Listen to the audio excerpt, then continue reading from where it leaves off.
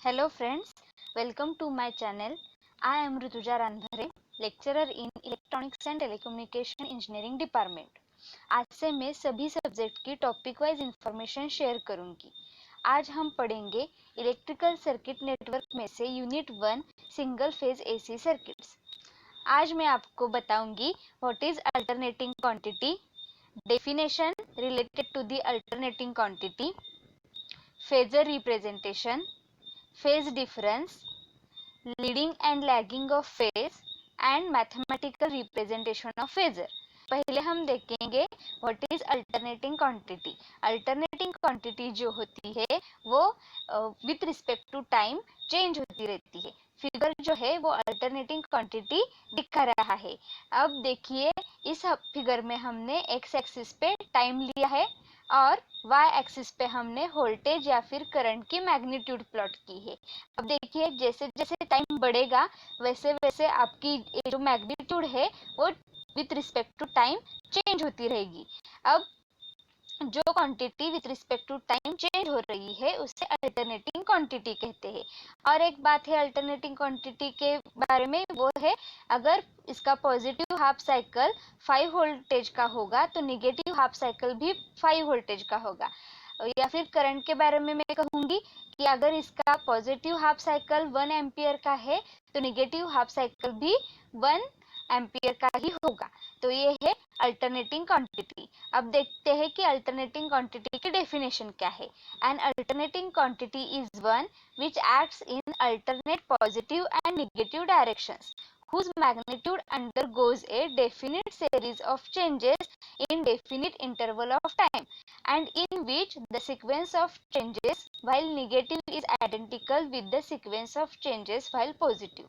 ये जो मैंने अभी बताया ये डेफिनेशन भी वही कह रही है। अब हम देखेंगे definitions related to the alternating quantity. First definition है एम्पलीट्यूड। अब देखिए अल्टरनेटिंग क्वांटिटी जो है उसकी एम्पलीट्यूड क्या है। तो alternating quantity with respect to time तो चेंज हो रहा है, लेकिन ये जो अल्टरनेटिंग क्वांटिटी है ये पर्टिकुलर टाइम पे जाके मैक्सिमम हो जाती है यहाँ पे, या तो फिर देखिए यहाँ पे ये जो मैक्सिमम वैल्यू है अल्टरनेटिंग क्वांटिटी की इसे हम कहेंगे एम्पलीट्यूड, या तो फिर इसे कहेंगे पीक वैल्यू या फिर मैक्सिमम वैल्यू। अगर ये वाई एक्सिस के पॉजिटिव की तरफ है तो ये हो गई पॉजिटिव पीक वैल्यू, और अगर ये वाई एक्सिस के निगेटिव की तरफ है तो ये हो गई नेगेटिव पीक वैल्यू। तो फिर डेफिनेशन क्या है एम्पलीट्यूड की, it is the maximum positive और negative value attend by an alternating quantity also called as maximum value. चलो देखते हैं नेक्स्ट डेफिनेशन क्या है। नेक्स्ट डेफिनेशन है टाइम पीरियड। अब देखिए अल्टरनेटिंग क्वांटिटी जो है वो पॉजिटिव हाफ साइकिल और नेगेटिव हाफ साइकिल में डिवाइड हो गई है। अब ये positive half cycle to negative half cycle cover करने के लिए जितना टाइम लेगी उस टाइम को हम क्या कहेंगे, टाइम पीरियड कहेंगे। और ये जो टाइम पीरियड है वो कैपिटल टी से डिनोट किया जाएगा। तो टाइम पीरियड की डेफिनेशन क्या हो गई, it is the time taken in the seconds required to complete one cycle of an alternating quantity denoted by capital T। Next है इंस्टेंटेनियस वैल्यू। अब देखिए ये इंस्टेंटेनियस वैल्यू क्या है। Alternating quantity with respect to time तो change होती रहती है, लेकिन ये विथ रिस्पेक्ट टू टाइम एक पर्टिकुलर वैल्यू होल्ड करती है। जैसे कि ये T1 पे I1 वैल्यू होल्ड कर रही है, T2 पे I2 वैल्यू होल्ड कर रही है, T3 पे I3 वैल्यू होल्ड कर रही है, और ये Tn पे पर्टिकुलर वैल्यू In होल्ड करेगी। ये जो पर्टिकुलर टाइम इंस्टेंट पे पर्टिकुलर वैल्यूज है उसे हम इंस्टेंटेनियस वैल्यूज कहते हैं। और ये जो इंस्टेंटेनियस वैल्यूज होती है वो स्मॉल लेटर से डिनोट की जाती है। तो फिर इंस्टेंटेनियस वैल्यू की डेफिनेशन हो गई, it is the value of N alternating quantity at any instant. Instantaneous values denoted by small letters. Let's see next definition. Next definition है फ्रीक्वेंसी। अब देखिए फ्रीक्वेंसी क्या है। ये टाइम अल्टरनेटिंग क्वांटिटी जो है वो 1 सेकेंड में जितने साइकिल्स कंप्लीट करती है उसे हम फ्रीक्वेंसी कहते हैं। देखिए यहाँ पे साइन एक्स जो सिग्नल है वो sine x signal 1 cycle complete करने के लिए मैक्सिमम टाइम ले रहा है। साइन 2x सिग्नल जो है वो 1 साइकिल कंप्लीट करने के लिए साइन x से कम समय ले रहा है। साइन 3x सिग्नल जो है वो साइन 2x और साइन x से कम समय ले रहा है 1 साइकिल कंप्लीट करने के लिए। और साइन 10x जो है वो कम से कम समय में 1 साइकिल कंप्लीट कर रहा है।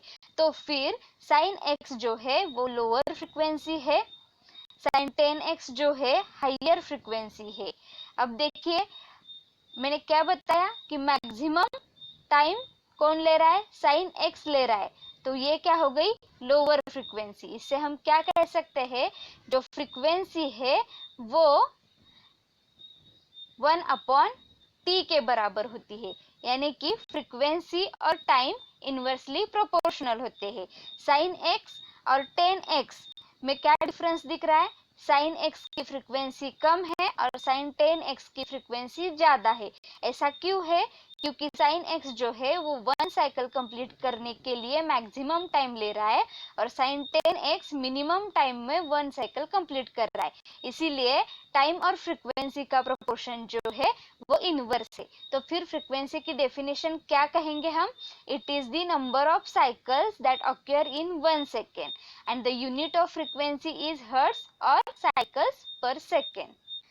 अब हम देखेंगे फेजर रिप्रेजेंटेशन क्या है।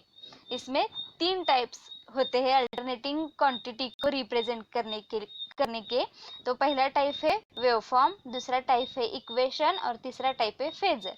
तो ये जो डायग्राम है वो क्या रिप्रेजेंट कर रही है, तो ये वेवफॉर्म रिप्रेजेंट कर रही है। और हमने पहले भी देखा है कि वेवफॉर्म्स कैसे रिप्रेजेंट करते हैं। अब दूसरा है इक्वेशन फॉर्म। ये जो इक्वेशन फॉर्म है वो हम कैसे लिखते हैं, current I is equal to I M sine omega t, या फिर अगर वोल्टेज रिप्रेजेंट करना हो तो V is equal to V M sine omega t. अब ये IM और AVM जो है वो क्या है, वो आपके एम्पलीट्यूड्स रिप्रेजेंट कर रहे हैं। और तीसरा जो टाइप है वो है फेजर। ये जो फेजर है वो एक लाइन है जिसकी लेंथ आपके एम्पलीट्यूड के बराबर होगी, और ये जो लाइन है वो एंटी क्लॉकवाइज सर्कुलर मोशन में घूमेगी और इसका जो स्पीड होगा वो ओमेगा रेडियन पर सेकेंड से होगा। तो फिर फेजर क्या है, तो फेजर एक लाइन है जिसकी मैग्नीट्यूड आपके एम्पलीट्यूड के बराबर होगी और ये जो लाइन है वो एंटी क्लॉकवाइज ओमेगा रेडियन पर सेकेंड से सर्कुलर मोशन में घूमेगी। अगर किसी भी टाइम इंस्टेंट पे आप उसे y एक्सिस पर मेजर करना चाहोगे तो वो होगा OM is equal to OP sine omega t. तो ये हो गया आपका फेजर रिप्रेजेंटेशन। अब हम देखेंगे फेज क्या है। अब देखिए ये जो फेज होती है वो है कि आपकी कोई भी साइन वेव या फिर कोई भी कोसाइन वेव या फिर कोई भी अल्टरनेटिंग सिग्नल कितने फ्रैक्शन ऑफ सेकेंड से आगे चली गई, वो जो आगे जाने वाला फ्रैक्शन ऑफ सेकेंड का टाइम है वो रिप्रेजेंट करता है फेज। समझ गया, कितने फ्रैक्शन ऑफ सेकेंड से सिग्नल आगे चला गया वो जो टाइम होता है वो फेज को दर्शाता है। तो फिर फेज क्या है, phase is defined as the fractional part of the time period और cycle through which the quantity has advance from the seconds zero position और रेफरेंस। अगर इस डायग्राम में आप देखेंगे तो एट द जीरो टाइम आपकी मैग्नीट्यूड 0 है, एट π/2 आपकी मैग्नीट्यूड EM हो गई है। तो फिर हम क्या कह सकते हैं, प्लस EM की फेज है π/2 या फिर T/4 सेकेंड्स। उसी तरह माइनस EM की जो फेज है वो 3π/2 रेडियन या फिर 3T/4 सेकेंड्स। अब हम देखेंगे फेज डिफरेंस क्या होता है। अब ये जरूरी नहीं है कि सभी वोल्टेजेस और current at the same time start हो। ऐसा हो सकता है कि कोई वोल्टेज पहले स्टार्ट हो गया और उसके बाद दूसरा वोल्टेज स्टार्ट हो गया। अब ये जो दो वोल्टेज स्टार्ट होने में जो समय लगा है, उस समय को हम क्या कहेंगे, फेज डिफरेंस कहेंगे। तो नेक्स्ट है इन फेज। अगर दो वोल्टेजेस या फिर दो current at the same time पे स्टार्ट होके सेम टाइम पे खत्म हो रहे हैं तो वो दो सिग्नल इन फेज होंगे। समझ गए? अब हम अगली स्लाइड पे देखेंगे कि in phase and out of phase क्या है। इन फेज जैसे मैंने पहले बताया, देखिए यहाँ पे दो सिग्नल सेम टाइम पे शुरू हो गए हैं और सेम टाइम पे खत्म हो रहे हैं, तो ये क्या हो गए, इन फेज। अब आउट ऑफ फेज क्या होगा, अगर एक सिग्नल स्टार्ट हो रहा है, पॉजिटिव पीक उसकी यहाँ पे है और दूसरे सिग्नल की निगेटिव पीक उसके पहले सिग्नल के पॉजिटिव पीक के अपोजिट होगी, तो उसे हम क्या कहेंगे, आउट ऑफ फेज। अब हम देखेंगे लैगिंग और लीडिंग क्या होता है। अगर कोई सिग्नल पहले सिग्नल के बाद में शुरू हो रहा है, जैसे कि यहाँ पे V जो है वो पहले शुरू हो गया है और I जो है वो बाद में शुरू हो गया है, तो हम यहाँ पे क्या कहेंगे, I is lagging by V, यानी कि करंट जो है वो फेज फाई से V को लैगिंग है, यानी कि बाद में शुरू हो रहा है। अगर करंट बाद में शुरू हो रहा है तो उसे हम लैगिंग कहेंगे और उसे हम कैसे डिनोट करेंगे, I is equal to I M sine omega t minus five. ये माइनस फाइव क्यों, क्योंकि ये जो करंट है वो वोल्टेज से फाइव से बाद में शुरू हो गया, यानी कि फाइव फेज से डिफरेंस आ गया वोल्टेज और करंट में, इसीलिए हम I is equal to I M sine omega t minus five लिखेंगे। उसी तरह से अब हम देखेंगे लीडिंग क्या होता है।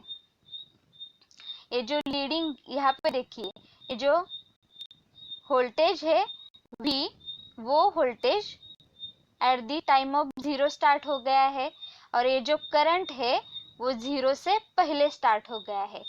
अब करंट क्या कर रहा है, वोल्टेज को लीड कर रहा है, यानी कि करंट पहले स्टार्ट हो गया है और वोल्टेज बाद में स्टार्ट हो गया है, इसीलिए हम क्या कहेंगे, करंट लीड्स दी वोल्टेज।